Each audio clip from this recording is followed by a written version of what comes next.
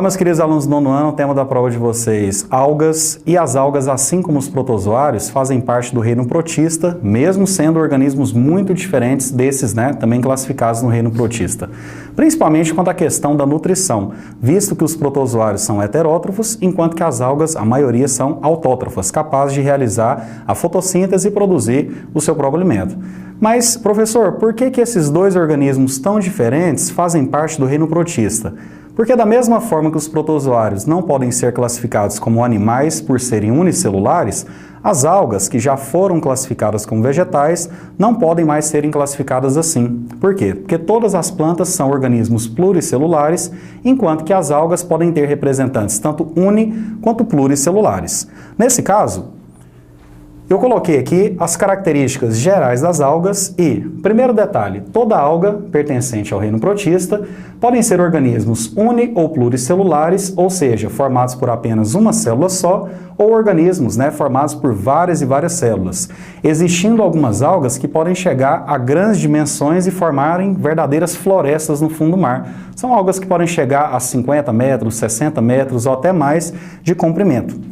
Outra característica interessante é que nós já vimos todos os organismos da biologia, com exceção das bactérias, eles são eucariontes. O que significa isso? Significa que o material genético das algas, peguei aqui uma alga qualquer, um representante unicelular, para mostrar que todo o material genético está circundado pela membrana nuclear, está contido dentro do núcleo.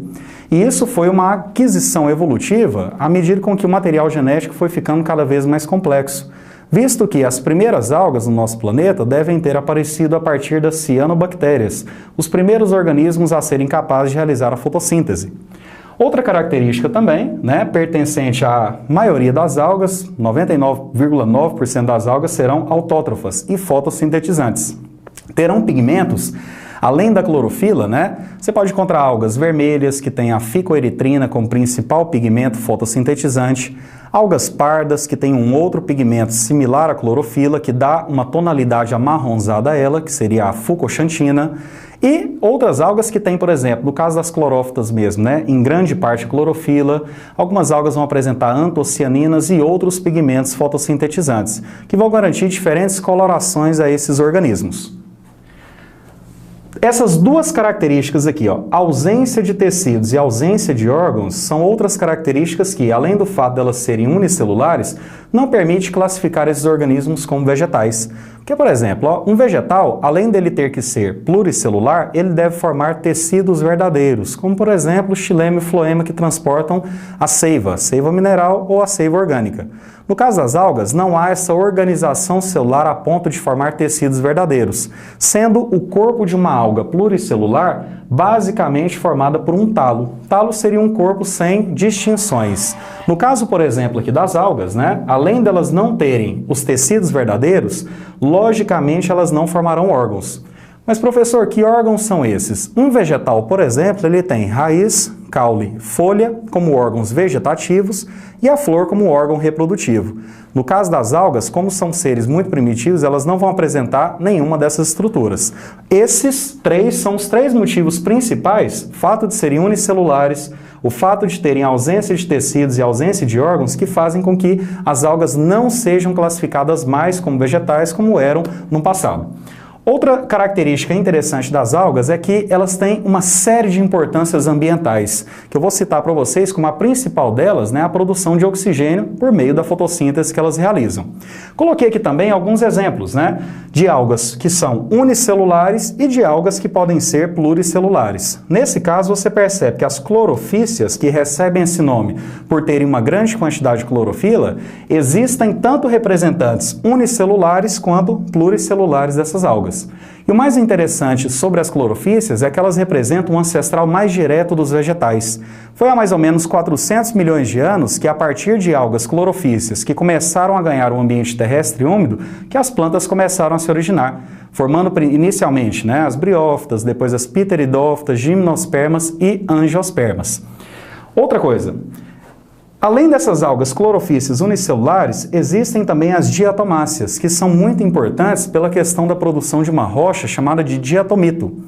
Essa rocha chamada de diatomita é uma rocha sedimentar, uma vez que as diatomáceas elas têm uma espécie de armadura externa e quando elas morrem, essa armadura formada de sílica, que é na verdade uma carapaça que essas algas unicelulares têm, vai sedimentando no fundo dos oceanos, formando essa rocha sedimentar muito porosa chamada de diatomita, que tem grandes importâncias econômicas, uma vez que a partir dessa rocha chamada de diatomita faz tijolos para a construção de casas mais simples, materiais para creme dental, abrasivos para polimento de materiais de prata, por exemplo, faz-se até componentes de filtros de água.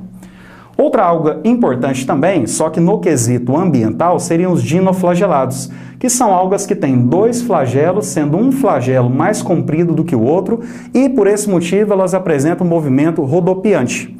Essas algas são importantes no quesito ambiental porque o excesso da reprodução dessas algas pode dar origem a um fenômeno chamado de maré vermelha, em que uma grande quantidade de toxina vai sendo liberada na água, dando uma coloração avermelhada ao mar, onde estão localizadas essas algas, e esse excesso de toxina pode fazer muito mal para o ambiente, principalmente para a fauna, principalmente para os peixes, que são muito sensíveis a esse tipo de substância e podem até mesmo morrer. Quanto às algas que são pluricelulares, as clorofícias mesmo podem ser encontradas em ambiente de água doce, água salgada e, no caso das unicelulares, até mesmo terrestre úmido.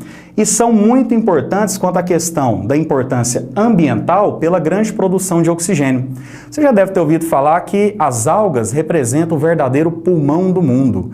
É meio incorreto nós falarmos pulmão do mundo, né? Uma vez que, fisiologicamente, um pulmão ele retira o oxigênio da atmosfera e devolve o CO2. Mas foi o termo que, por muito tempo, ficou associado, né, à questão de um ser que libera, que produz muito oxigênio. No caso de uma árvore, ela produz muito oxigênio, mas consome uma grande quantidade. Normalmente, a produção de oxigênio pelas algas é maior do que o seu consumo. Por isso que mais de 70% do oxigênio que nós respiramos provém da fotossíntese desses organismos denominados de algas.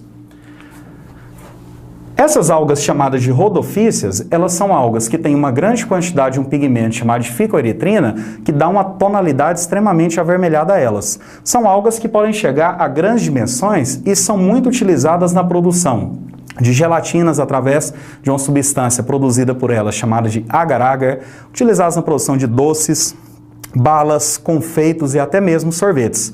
E o mesmo pode se aplicar também às feofícias, cujos alguns componentes podem ser utilizados para a produção de alguns alimentos, tipicamente doces também, gelatinas, sorvetes.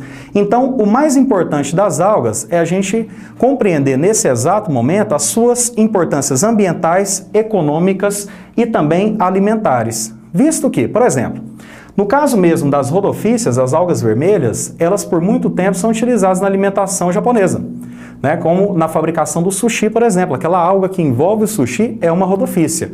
Ela parece ser preta, mas na verdade ela tem um vermelho extremamente intenso, ok? Agora, queridos, importância ambiental. Quando você pensa em importância ambiental de algas, você vai lembrar produção de oxigênio, pela questão, né, da fotossíntese, e também o seguinte, as algas unicelulares formam o fitoplâncton, que representa a base das cadeias alimentares aquáticas, tanto marinhas quanto dulcícolas. Se a gente pensar também em outras importâncias ambientais, né, a gente tem que lembrar daquele conceito de eutrofização, que é quando, através do despejo de esgoto, então de uma grande quantidade de lixo no ambiente aquático, ocorre uma intensa reprodução das algas unicelulares clorofícias, que forma aquele tapete verde sobre a água, bloqueando a entrada de luz e reduzindo a concentração de oxigênio no ambiente, que é muito mais provável, né, acontecer a eutrofização, como nós vimos em aulas passadas, em ambientes de água fechada, em sistemas fechados de água, devido ao menor volume de água do que um oceano. Mas esse fenômeno, né, se for em grande escala, pode até mesmo ocorrer em grandes volumes de água, como em mares e oceanos, por exemplo. Importâncias alimentares, a questão da produção dos sorvetes, doces, né? A questão também do sushi, que eu citei para vocês, e as importâncias econômicas, produção através do diatomito de cremes dentais, abrasivos, aquelas importâncias que eu citei em relação às diatomáceas, ok? Muito obrigado, meus queridos, até mais!